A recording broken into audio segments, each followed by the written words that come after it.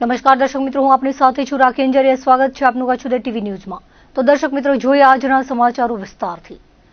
પશ્ચિમ કચ્છના સરહદી વિસ્તારોમાં ગેરકાયદેસર નશીલા પદાર્થોની હેરાફેરી અટકાવવા માટે પોલીસ દ્વારા ખાસ ઝુંબેશ હાથ ધરાઈ છે, જે અંતર્ગત લોકલ ક્રાઇમ બ્રાન્ચે નલિયા પોલીસ સ્ટેશન વિસ્તારમાંથી ભારતીય બનાવટના વિદેશી દારૂનો મોટો જથ્થો ઝડપી પાડવામાં સફળતા મેળવી છે।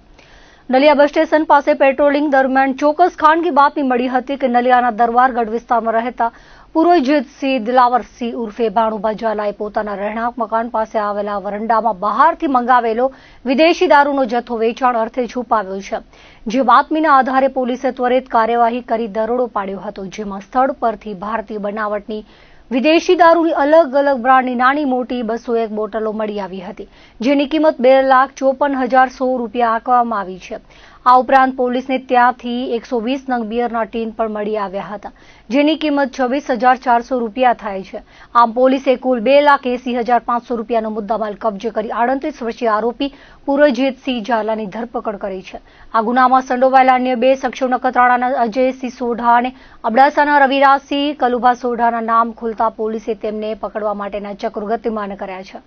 આ મામલે નલિયા પોલીસ સ્ટેશનમાં પ્રોહિબિશન એક્ટ હેઠળ ગુનો દાખલ કરી આગળની તપાસ હાથ ધરવામાં આવી છે।